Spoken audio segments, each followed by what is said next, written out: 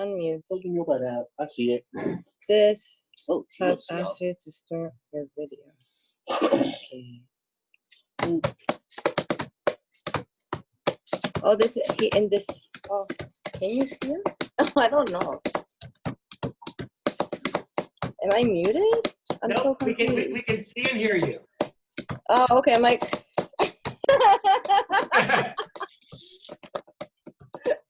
It's so always so weird. I'm like, I think I'm there. I don't know. Okay. Oh, wow, I'm so shiny. So if all the panelists want to mute themselves, Joanna's going to give a quick introduction. We've got quite a few people on with us now, so take it away, Joanna.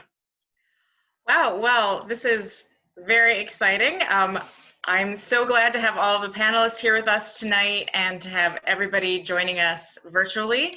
Hello and welcome to the first of 3 virtual artist talks for Barrett Art Center's Community Supported Art Program. If we haven't met, my name is Joanna Frang, and I'm the Executive Director at Barrett Art Center.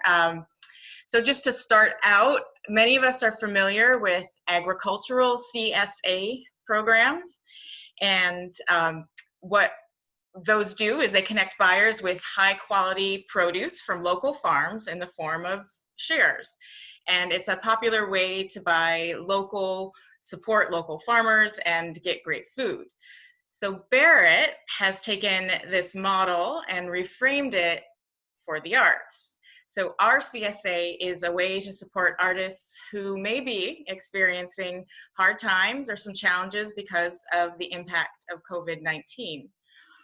The Barrett CSA offers shareholders the opportunity to support the local economy and local artists by purchasing shares of art. So instead of a basket of local produce, you get a basket of local art. So we have at Barrett carefully selected 9 local artists to each create 40 works of art. And then these works of art will be distributed to 40 shareholders in October. So each shareholder gets 9 artworks, 1 from each artist, which is actually a great deal. And what's really important to me and what's important to Barrett about the CSA is the way it captures the spirit of the Works Progress Administration's federal arts programs from the 1930s. And these were programs that commissioned artists to create artworks for their local communities in the midst of the Great Depression, really just providing financial support to unemployed artists and stimulating local economies. So as it happens, these Works Progress Administration programs actually supported Tom Barrett Jr., who was the founder of the Barrett Art Center back in 1935. So we owe, as an organization, a bit of debt to these programs, and we're just really excited about continuing them in this program, this Barrett CSA. So I would urge everyone, I invite you to check out the Barrett website at www.barrettartcenter.org/CSA. You can find out about our 9 artists, the 3 groups of artists who are talking to us in different artist talks, and the artists who are talking tonight. And really quickly, while Barrett is the sponsor for this CSA program, this is not a fundraiser for Barrett. This is raising money to then go back out to the artists. And it's really the product of a great team of volunteers. We have a volunteer committee that is Anita Fina-Kevra, Tom Elman, and Stephen Steele-Common, who you see tonight joining us as the moderator for tonight's talks. And I would also like to mention a brief thanks to Grace Shukar, who is our summer intern from Marist College. She's been indispensable, kind of turning this into a virtual engagement event and series of events and taking over communications for us and social media. And she's been really helpful in all of this remotely from Cleveland, Ohio. So thank you, Grace. I want to give everyone a virtual thank you who's been involved in making this happen. So thank you. And with that, I'm excited to hand the virtual mic over to Stephen. Stephen Steele-Klauman here tonight is a photographer, and he's very active in Poughkeepsie in the arts community. He's a board member at Arts Mid-Hudson. He's on the planning committee for Poughkeepsie Open Studios. He's part of Queen City 15. He's a member at Barrett Arts Center. And those are just a few of the things that he's involved in. And what really strikes me, having worked with him on a lot of these projects, is the attention, the thoughtful way that Stephen approaches kind of cultivating a local arts community of patrons and in Poughkeepsie, and also kind of connecting our really the valuable breadth and depth of the artists from Poughkeepsie to maybe communities outside of Poughkeepsie who don't know how amazing we are as an arts community. So yeah, that's what I will hand it over to Stephen to take it on. So thank you all for coming again. Great. Thank you, Joanna. Hope everyone can hear me fine. I just want to welcome everyone again. Joanna has laid out what the program is. What I want to do is, rather than talk about the program anymore, is let's meet the three artists that we have here with us tonight. We've got Angelo Estrada, Monica Church, and Boogie Rez. So we'd start off by, if each of you could, we'll start with Angelo. And if you want to introduce yourself, tell us a little about your, your background, where you're from, a little bit of your story, and let people learn a bit about you. Okay, cool. Hello, how you doing, guys? My name's Angelo Estrada. I'm a mixed media artist from right here in Poughkeepsie, but I kind of focus mainly on ceramic functional ware. I like to make mugs and pots with faces on them and little sculptures. And I also teach and work for Falco Creative Works. So it's been great to be involved with the community that way and get to really be hands-on and help foster a craft that's super old. And I live down here almost by the river in Poughkeepsie, by the bridge. And I found out that it used to be a really old pottery, back when this was industrial and stuff. So I feel like I'm just channeling that energy now. But yeah, I'm super glad to be part of this group. It's been super fun to have a reason to make some products and pieces of art that I want to share with other people. Thank you. Welcome. Monica? Hi, everyone. Thanks for coming. I'm Monica Church. I've lived in Poughkeepsie since 1994 with my husband and daughter. And I'm a painter. I have my degree in painting.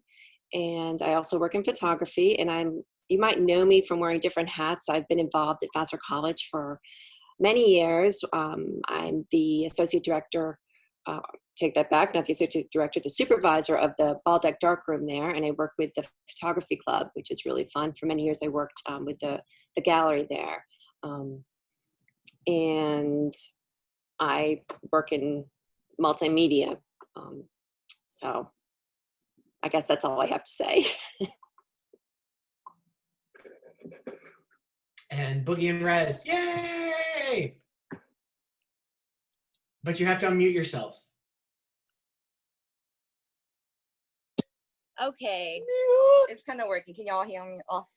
Hi, we are Boogie Rez. We're artists from Poughkeepsie. Let's see, what do we do? We kind of do. We do everything. I can't really put a word into what we do. I mean, we do mural, we do illustration. He does photography, so we're definitely mixed media. Graphic design, fashion design. Yeah, whatever we could get our hands on and being able to create with others. And yeah, I mean, a lot of our inspiration definitely comes from everybody around us. I love the whole idea of being able to be connected to others and how my way of speaking to others is definitely through visual language. I've never been a person who, I'm horrible at explaining things, but if I'm able to express it in a way and connecting with visual, it makes so much sense to me. We have points where some people don't speak the language or have a hard time expressing, but through visual, I feel we're able to express and understand each other. So yeah, a lot of my work that I do is definitely connecting energy elements, fun, good vibe, good energy, just imagination, just keeping that that youth energy alive, you know? I feel like at points we get a little bit, I don't know, society says at a certain age you have to act a certain way, but I'm like, Both that's that, it. yo. Like, enjoy life and be a big kid. And I'm totally being a big kid right now, and great to be able to be a big kid. Sorry, I took a little too much. Here's Ray. I am a robot. Yeah. Take me through Thank you, here. guys. I also want to remind people that if you have a question along the way, please feel free to type them into, for those of you viewing, into the chat window, and we will hopefully relay some of those questions on, especially at the tail end of this presentation, to our participants. So if you have a question, please feel free to type it into the chat window. So we all know the past few months have been a struggle, as you know, how things are going with the arts, and maybe being cooped up with, you know, someone else. But I was curious to find out how this has impacted you and your work. How has it been for you to find either supplies, your creative, how has it impacted your creative process? And most importantly, how has this impacted your ability to sell your work? And why don't we start with Monica? Okay, well, the biggest impact on me has been that I had a lot of travel planned. I do a lot of travel photography, and a lot of the work I do is based in other countries like Vietnam. I've spent a lot of time there. We had travel plans for Vietnam and Cambodia, Scotland and Dublin, and England and Louisiana, and they've all been canceled. So in a strange way, a silver lining has come out of that, because I've been able to kind of re-examine Poughkeepsie, which is what my early work was about living in the city of Poughkeepsie. So I've turned my camera on the city of Poughkeepsie. I think the interesting thing economically is that as an artist, I have a lot of little side hustles that I do. I install artwork, I teach, and basically, there's been no installation. I haven't been going into homes to do anything, so that's sort of stopped. Who knows if my class will run in the fall at Dutchess. It's kind of hard to take a class in photojournalism when you're not going to be able to really, you're doing it online. That doesn't really make a lot of sense. So, you know, it's been interesting to see that happen. And in terms of, selling work, any opportunities I've had to speak or to show my work have just been canceled. So, silver lining is that I am getting a lot of work done that I wouldn't have gotten done because I would have been having to run around like a crazy person. So I've really been able to settle into the studio and focus in a way I haven't been able to in a long time. So. Great, thank you. And Angelo? Hi. Yeah, so it's definitely affected my way of making, because I need like a ceramic studio with a wheel and a kiln and all that. So it's not really something I can just have in a bedroom, which currently I have set up a little wheel in one of my bedrooms in my apartment. I've been cranking away pots, but I have no way to fire them. So I'm kind of in the middle of the process till the studio open up. And I've also had a bunch of classes and workshops that got canceled that were going to be fun for the summer. So that's been a bummer, but yeah, I've been just trying to stay working at home. It's kind of I've been able to like get into just making for fun. I don't have like a real reason. I can just kind of flow through it and make whatever and evolve from there. Great, thank you. And Boogie and Rez? Okay, here we go. You go now. He's gonna go first. He's laughing at me. Sorry, we're just ding dongs. I'm sorry. We're just goofballs. Oh man. So for me, nothing's really changed for me, because most of my stuff I'm at my computer for the most part. Photography, I mean, I haven't really been shooting many people anyway, so it didn't really change much for me. It did, however, give me new things, more time to experiment with things. So I've been trying like splash photography and like doing bubble photography and water drop stuff, just messing around with it, see what I can get out of it, see what if I could transition it into something else. You know, as far as selling things. No, that's not true. We made the masks. Huh? We made the masks. Yes. So yeah, we actually took a class probably back. Wow, this is actually a while ago. 2011. 2011 at Women's Work Studio, I believe, is in Rhinebeck. We had the opportunity to take a class where we were able to create our own silk screen fabric. So we've been wanting to create something with that, but unfortunately, we didn't know what would have been like a good timing. And when this whole pandemic happened, I'm like, oh my goodness, we could create our art into something very useful. And it was amazing, the responses we received. So, I mean, we were just doing before we were just making masks just to kind of figure out how to go about. And actually it started off with our friend wanting to create all these masks for the doctors and the nurses. So we kind of ended up start playing around how we go about making our version of an N95, which looking around, like you can't, like we didn't have the type of material we needed, you know?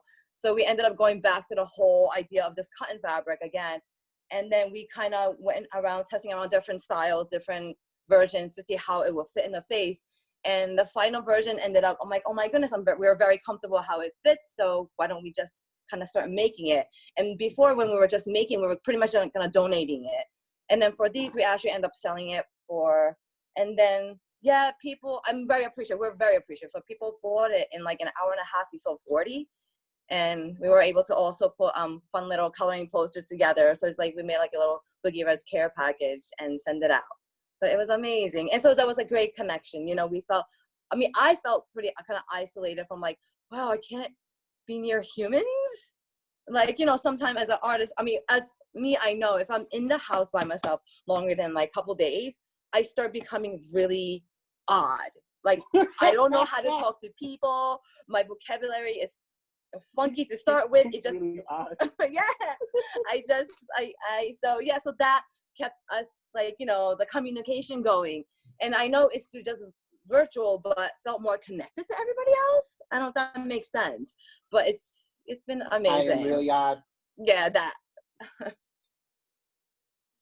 It does, and that's what leads me to one of my first questions is that, you know, our area has this rich connection with the WPA, and you look at, you know, what you guys do and the tradition of murals, and like Diego Rivera and how he got started and how he got funded, and how he made these murals of everyday life in America. And I was wondering if you guys felt any sort of connection to that heritage of, you know, public art, and especially, you know, particularly murals. So that's what I want to direct to you guys. Murals. Mm-hmm. You're the painter. Oh, well. Boom. Well, actually, it all started off with you. Definitely. The connection has been like definitely after. I mean, with us, like after we did the mural at the underpath, felt definitely more connected with Poughkeepsie. Like before that, I felt like I mean, he's been here ever since 79. I moved into Poughkeepsie 2007. And I felt like I was just living here to go to work, to just, you know, I come back home and just go to sleep and do my own art.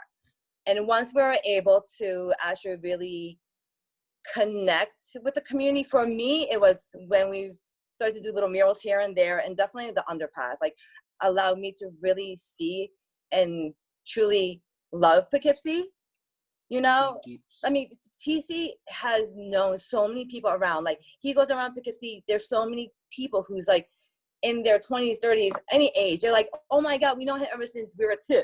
You know, so he's like, he understands everybody here and the connection. And that time when we were down there doing the mural, like, I kind of almost felt like him in a sense. Like, oh man, like everybody has their different energy, but it works out. You know, it's so unified in different directions. And it's the mural definitely is like such an eye-opener, and definitely the connecting element through everybody, through culture, through age, female, male, whatever you are, whatever you want to be. Like we're all together. All together now. Yeah. And Monica, don't you have a connection to a WPA in some tangential way? Yes, there's a woman who taught at Vassar College named Concetta Scaravaglione, and it turns out that her family's in this area, and I was asked to, after the last not the last relative, but one of her relatives passed away and they had a lot of her work. So I was able to go in and see it. And she actually worked for the Federal Art Project, completing 4 different projects for them during the Great Depression. And she ended up, like I said, teaching at Vassar in 1952, I think is when she taught at Vassar. So I felt, it was really interesting to see her legacy and the fact that at the time her work was being published on the front page of like Art News, for example. And we've sort of lost that thread to her. But I was really pleased when I was reading her biography to learn that she had this connection to the WPA after actually, and I became involved with this project. So I also should say that I've always loved Thomas Hart Benton's murals because he was Jackson Pollock's teacher. And I've always been fascinated with how the way he structured space might have influenced Pollock's structure of space. So. Great, thank you. The next thing I want to do is ask Angelo is, what has the CSA Commission meant to you? And can you tell us a little bit about maybe what you might be working on and maybe a little bit about your process right now? Yeah, so this has been very cool. I was in the beginning of the quarantine, one of my favorite potters, they put out a little DIY whistle, clay whistle video. And so I started just meditating, hand building these little whistles. And I had to make a bunch of them before one finally whistled, but I got it down. So I've just been cranking out all these whistles. And so that's been fun. Like I have them, like I said, I don't have a kiln yet, so I can't fire them. But they're these fun little heads. They got a little face kind of in there. So I feel like it's kind of a nice little token to just kind of, get some sound going in the life. And I kind of view this as, because I didn't really know much about the WPA before getting turned on to this opportunity. And as I started doing research, I kind of viewed it as all these like superheroes were being summoned to spread kind of some light during some dark times. So I kind of feel honored to do that right now in the Hudson Valley right here with all these guys. Great, we're looking forward to what you have and to share your work with the shareholders when they pick up their work in the fall. Monica, how about, do you have anything you want to share? I do. I use this opportunity to kind of think about the things that I've been putting on a back burner. And I had a whole list of things. And what I ended up deciding to do was to look back at this painting I made a really long time ago, which was from 1989. It was a painting on paper. And there was something about the palette that I always loved that I never expanded upon. So what I'm making, and I hope you can see this when I hold them up, are small paintings on paper, which are using that palette. So it's a study on a violet gray color. And they're just sort of making sure that it's a limited palette with the violet and the black, and then the green and the red, which were all elements in that first piece that I did. So I'm really thrilled to be part of this, because one of the things I found hard during this time is to focus on something. So I really appreciate the opportunity to focus on something and to have it be something that is going to be going out into somebody's hands. And I also am someone who loves to have something to look forward to. And I think that the shares, I think, are available in October. So if I were a shareholder, I would be looking forward to that. And I love the idea that people will be getting all of this art together and are bound to connect on some level with hopefully all of it, if not, finding that special piece. So. And I think that's something that's exciting about this program, is that we have artists from across the spectrum. We have some really wonderful local emerging artists, and then we have some more established and recognized artists. And what you get is this wonderful blend of different medias, different, approaches, different lifestyles. And it's going to be this wonderful package that I think is going to be really representational of our community, just how creative and diverse, that they are. And Boogie and Rez, what about you guys? And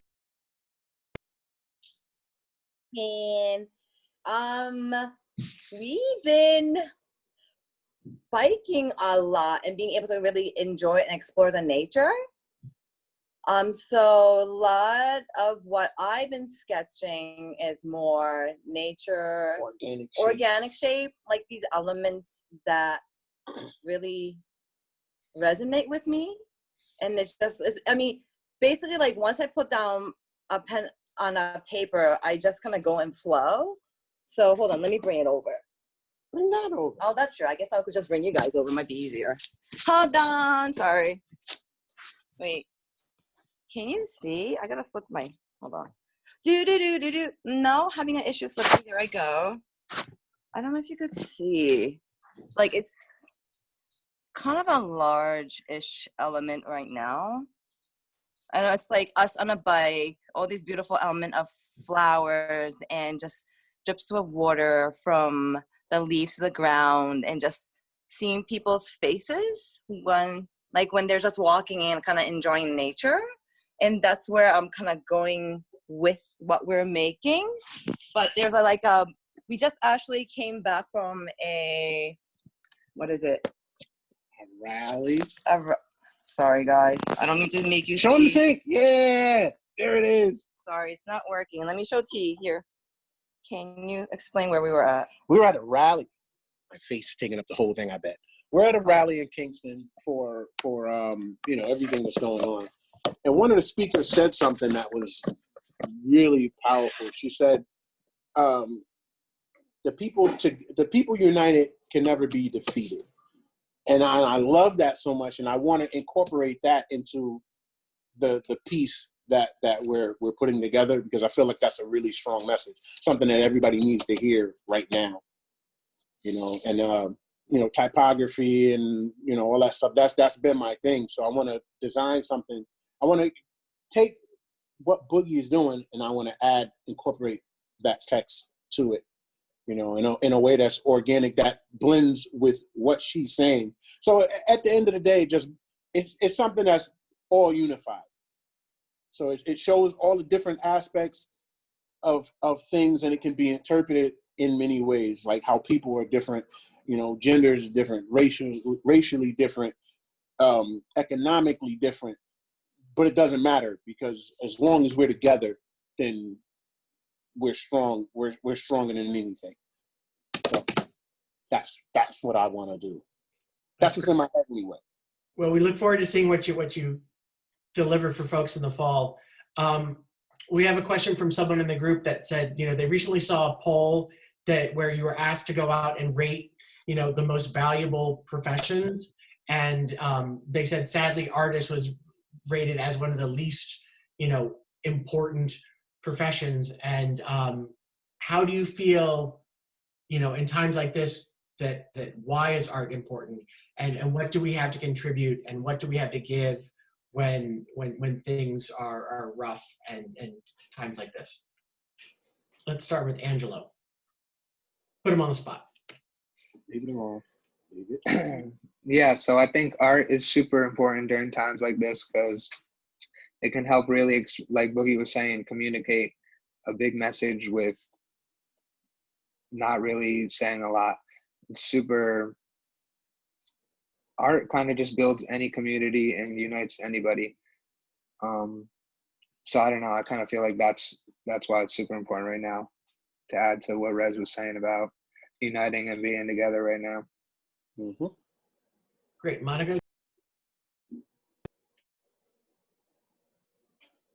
Mm-hmm. Sorry about that. Forgot how to unmute myself. Okay. Yeah, I think art's incredibly important right now, because we have to take care of our sort of internal world. There's so much coming at us in terms of change, and we're isolated. We're dealing with huge social change that's very late in coming, and that in order for us to process things, I think it's important to have either be making art, doing something tactile that's also embodying your energies, or to be receiving that and looking at things that help you maybe escape or understand something, because not everything is able to be understood in a written or verbal language. So I just think it's really important, and that it does help us connect with each other. So in a very profound way. And tying that back to what's going on now, Monica, what has been the most challenging thing for you to sort of tie that all together, with access to materials? You've got an idea, you want to get it on paper. Have you had any challenges with, oh, I just wish I had materials, or have you had challenges like that? Yes, actually, that's one reason I'm painting for this, is because my printer, I do most of my own printing and photography, and it's this old printer, and it needs to be serviced. It's not making any prints right now, so I'm not able to actually print anything.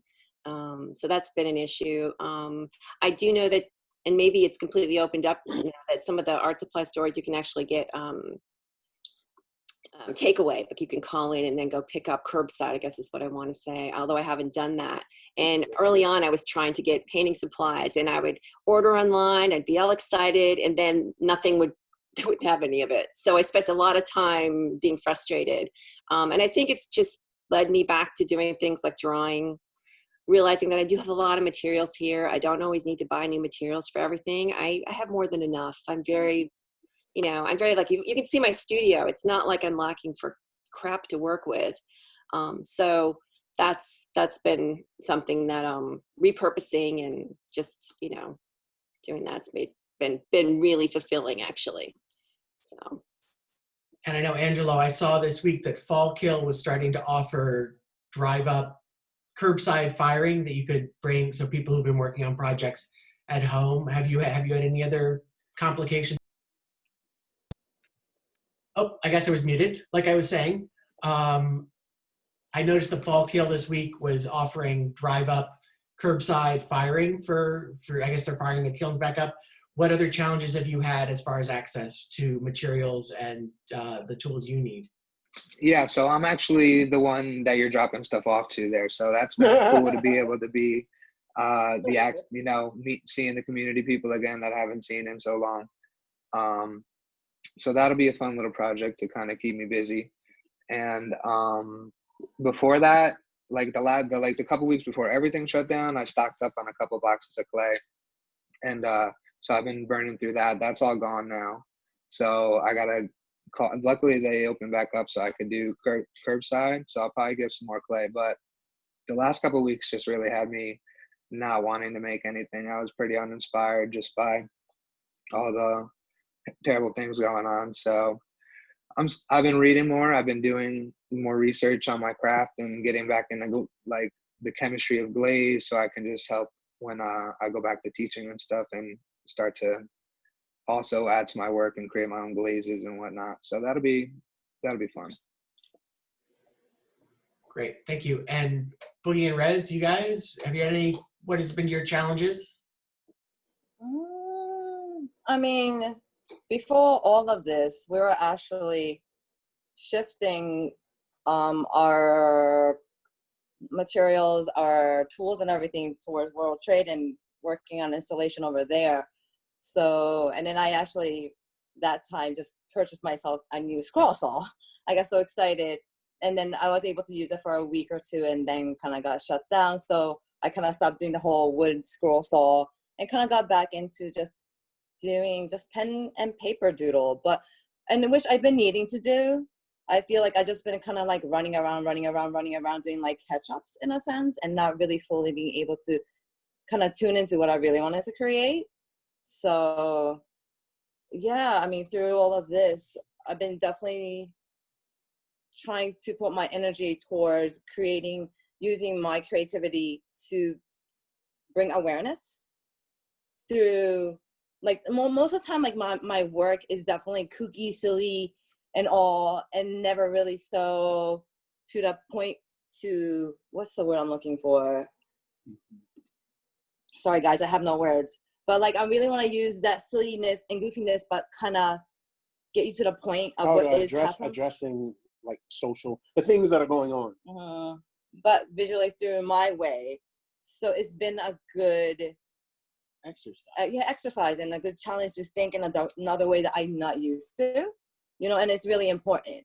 And this definitely got me thinking more, being more vocal. I mean, definitely more visual, but yeah, I want to be more to present more of this, the awareness of it. You know, it's really important.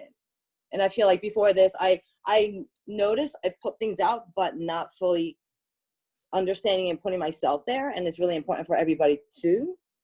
So that's what lately has been my focus, and hoping I am able to put that unifying energy out there. Unifying. For me, it's like I'm the social distance champ, man. I'm most of what I know, I taught myself. So I learned on YouTube and everything else. So it just gave me more time to look new things up, but even more importantly, go back and polish up the things that I know, you know, try different, give myself different challenges, and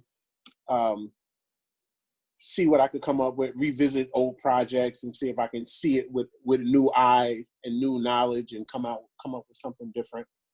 But it's really what I'm normally doing anyway. Like I said, I'm the social distance champ, man. But no, he says that, but the amount of connecting and educating and the connection that he's been with people on the phone, on the computer, is nonstop. It's always 24/7. He has a patient of 1,000. So I get so emotional always talking about this. But like the way he's able to take you in and really like help you express or how you feel, like he educates you in such ways that so many people don't, you know? So just like, I'm always inspired how he's able to do that. So which I want to be able to put through that through my visual language, because again, I'm not a very great expressing verbally. I'm horrible. But I'm so lucky to be able to have him around, and the way he could be playing a game and then start really educating that person on the other side of the world of what's going on and why it's happening. And it's incredible. It really is. So he's not like, he's really well connected to everybody in the world. Yeah, I mean, and that's one of the things that we're finding is there different ways to connect now that you may have connected before in person. And one of our watchers had made a comment about, you know, just the healing power of art. And that was something that I think you obviously has touched the two of you. And as a therapeutic thing, I was wondering if there's anything for what you're working on as part of this project that you might want to share or comment on, Monica. Can you say that again? As a therapeutic thing? You know, as you're working through, and you know, this is one of the comments that someone had made about how art can be used as a healing process, and so I just wanted to see if there was, and sort of picked up on what Boogie and Rez had said, and didn't know if there was any connection there for you. Well, I do think, especially at the beginning with the virus, there was a lot of anxiety, just sort of not understanding what was going on and making sure that, you know, I wasn't doing anything to endanger my family by going to the grocery store. So making my work was really a safe place, and being in my studio was a real safe place. And I do think that what's happening in the world right now, what I respond to are a lot of the artists who are out there making amazing signs and amazing banners and are participating in these protests and are communicating in ways that are peaceful and powerful, and you know, teaching the rest of us and showing us what we need to be thinking about and understand. So anyway, I guess thank you. And I want to remind everyone that we're approaching our 45-minute mark, that if anyone has any questions, please type them into the chat window so that I can pose them to our wonderful, wonderful panelists. And Angelo, I thought I'd throw this over to you if you had any comments on it. For the therapeutic part? Yeah, so yeah, it's definitely, most of my work is meditative, and so kind of like Monica, it's a safe spot to go and be able to just surf your mind and create and feel purpose.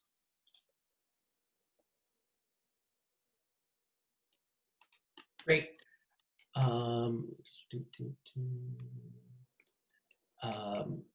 So someone's asking, do you ever experience artist block, and how do you deal with that? So So raise your hand if you want to take this one first. Monica. I'll take this one. I had a huge artist block at the beginning of actually this because I would come into the studio and I had literally no focus at all because I was just so stressed out and I was like having to worry about grocery shopping and how to get food and stuff that you just do. And really what it came down to is just working. And in the past, I've had huge artist blocks against a medium. Like I remember at one point being away.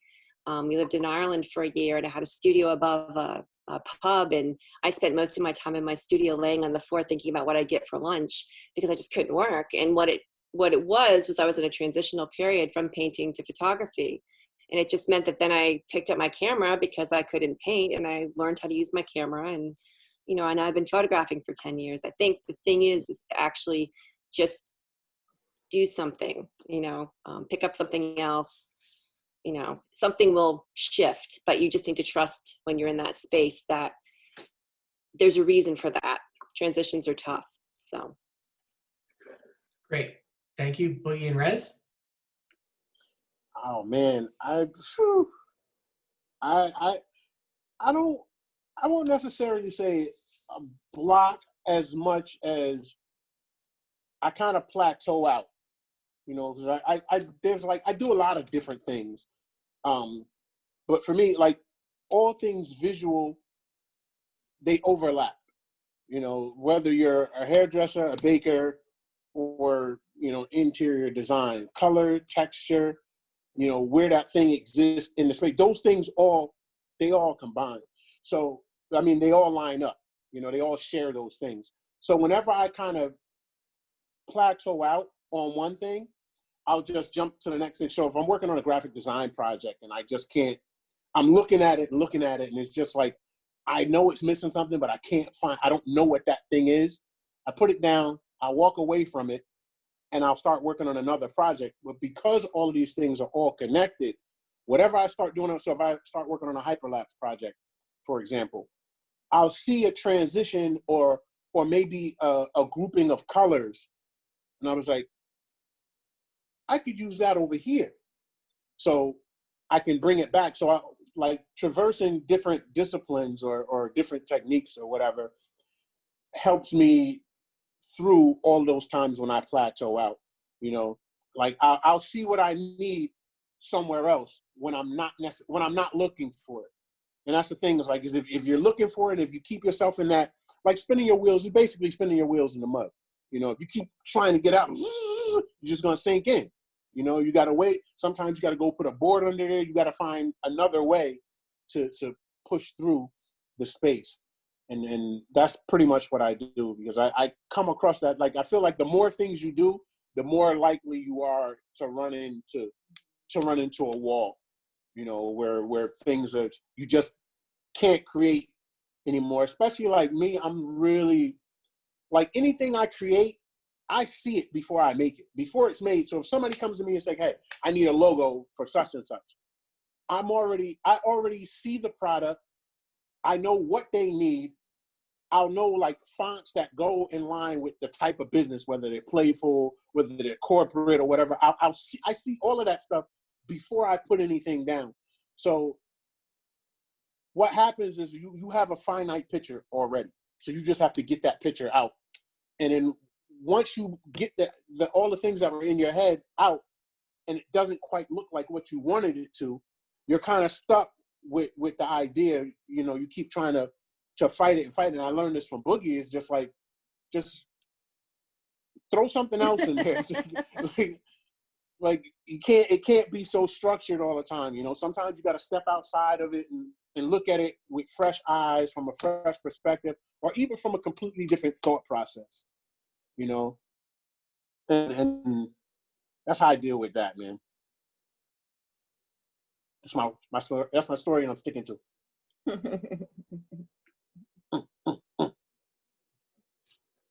Oh, me? Oh, I'm sorry. Oh my goodness. I don't know. I'm really ADD. My issue is actually trying to go back and finishing a project. Like I literally, sometimes like in the morning, I'll start like peeling a banana. I'm like, oh my God, this banana, I could do this and put this.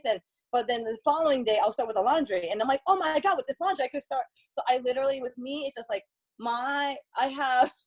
I really have projects all over the place. Like, I really want to touch on everything. And that's my issue. Like, I never really have a straight body of work. And that's something that I need to work on, because I want to play with fabric. I want to play with wood. Oh my God, this cardboard. Or like, I start peeling, beets, and the beet juice. And it's like, I get so much ideas from my thing. And I get so inspired by so many artists and everybody every day, you know? So, I mean, I got resin here, resin cuts, like little bit of scraps of paper. Like sometimes I'm like, okay, I have to stop. Like at one point I was collecting all this Oatly bottle. Like I was so obsessed with Oatly that I started drawing it, collecting all of them. I'm like, oh my God, I'm gonna cut into it. I'm gonna start making little buildings out of it. So it's just like, for me, it's just like, I need to like really kind of almost like condense myself and learn how to kind of group things, you know? And that's where I need to get stronger in that part, because like, I mean, yeah, I do have my artist block,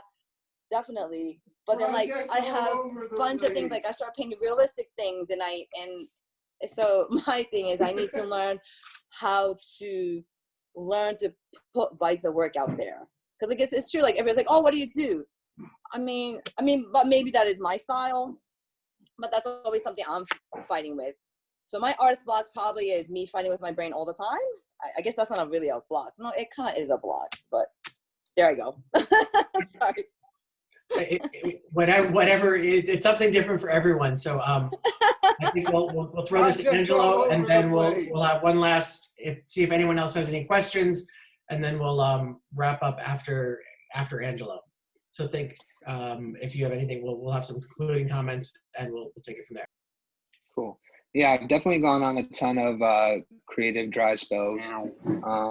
And that's kind of why I call myself a mixed media artist, so I can kind of hop around and play around, strum on the guitar, get a little groove going, find inspo that way. Just like Boogie, it just happens. Any little thing could just beam your mind down a rabbit hole that you're just stuck on this certain body of work and this one little shape that you're just going to do 1,000 times. And yeah, so I just kind of, when I'm not feeling inspired or creative, I just kind of let it rock, try to be a little normal for a bit. And then when it's popping, it's popping. So that's kind of where I stand with that. Great. Thank you. So I want to, we're approaching about 45 minutes, and I wanted to thank Monica and Boogie Rez and Angelo for being here, and remind everyone that there is going to be another talk on Wednesday, July 1st, and also Wednesday, July 17th with some of the other participating artists. If you joined us late, please go to barrettartcenter.org/CSA and get a little bit more information. And if you haven't purchased your share yet, you really should, because you're going to get works by these 3 wonderful artists and 6 others, and the money goes directly to the artists. This was not a fundraiser for the Barrett Arts Center. It was really about getting money back into the community and supporting local artists at a time when they need it most. So if you haven't subscribed, please go buy a share. Do you guys have anything you want to wrap up with and say? We appreciate. Thank you. Thank you. Thank you.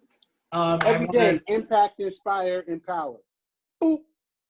A special thank you to our intern, Grace Schuker, who really took us to the next level from just regular Zoom meetings and said, you guys got to do a webinar, and took us over that learning curve. And Joanna for really spearheading this initiative, and pulling together a great group of volunteers to say, like, and Anita, who brought the idea forward. So thank you everyone involved who's made this a success. It's really exciting, something we hope to do again, maybe in the winter, but definitely again next summer. And we are exploring the idea of having artists apply. It would be a free submission process. So this time it was very, by the seat of our pants, let's pull together 9 artists. Next time we may open it to, 6 that are applied for and 3 invitational. So we're really opening up to the community in the future.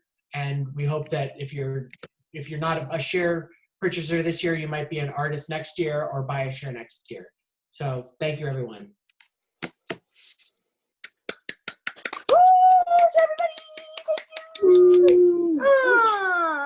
You're like a superhero. Peace. Thanks for coming. Thank you. Coming, everyone. Thanks, everyone. Bye. Bye-bye. Bye bye. I still see us.